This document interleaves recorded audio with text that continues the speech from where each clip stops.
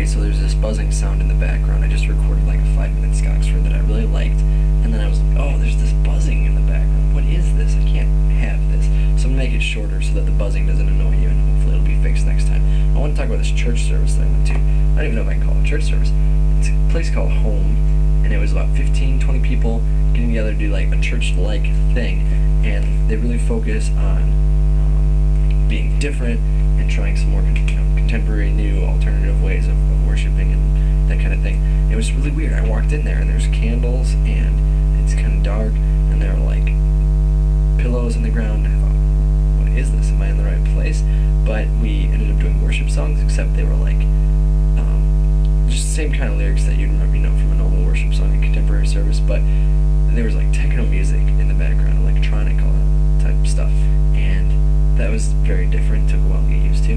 And then we had a Bible, just like scripture reading and studying and stuff, but it was more like a Bible study than a sermon, which partially because it was a smaller group we could do that. So we each got, not each, but everyone had an opportunity to give their own input if they wanted to, and I did, and some other people, I went with a couple other guys and they did too. It was really cool because everyone got to say something, and the person leading it is at Wycliffe Hall right now just studying theology and stuff, so they already had some good knowledge in it, but also we got to have our own input and stuff from our knowledge, which was really cool. And they had time for meditation, which I thought was really cool. You just quiet, just no one's praying aloud or anything, just quiet. I think that's something that a lot of Christians don't have, is any kind of time for meditation, even practice of meditation. Always some kind of sensory input or whatever, and I think that it's good to just be quiet sometimes, even to let God speak to you, and it's hard for Him to speak to you if you're drowning Him out with other things and even thoughts. So it's hard. I found like sometimes when I just thought about breathing, it was easier to like not be distracted by all these other thoughts, and I think that over time we'll probably get better at not thinking about things and just being open to whatever.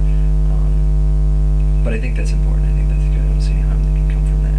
And there's time for prayer, which was really cool.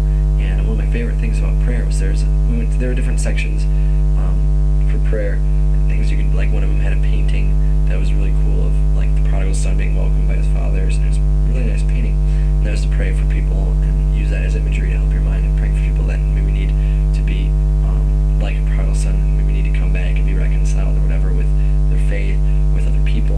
And then there's one where it's praying for people, and there's a bunch of Lego people, little Lego guys on this table, and they asked you to take one if you wanted to, and then it was on a piece of paper. They said, take this Lego guy, put it in your hand, think about the fact that we are in God's hands when you're praying.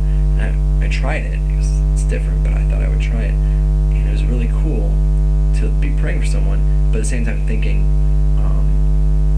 this is kind of like how we are. I have this little Lego guy in my hands. He's so small and completely enveloped by my hand, and I think like we're like that too.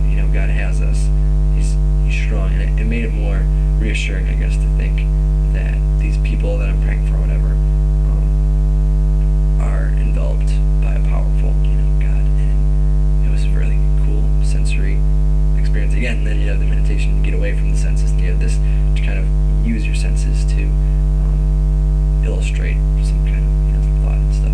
It was really interesting, and I liked it. I liked it a lot. I thought it was a really cool service, and it was very different. So if you want to check it out, I don't know, home-online.org. I haven't even gone there yet, so I gotta check it out. Anyway, shout out goes to Laura Junite, who's been a faithful watcher, an avid Scoxford watcher. I think she's friends, I'm almost positive, I know that she is friends with Kristen, and I don't know if you guys watch it together, but that's the way to do it. Get your friends, get your family, sit down, YouTube, watch Scoxford. It doesn't get much better than that. So I hope you enjoy your shout out, because this one's for you. Now I'm gone, and I'm sorry for the buzzing. I'll try to get rid of it next time. Disappearing. Gone.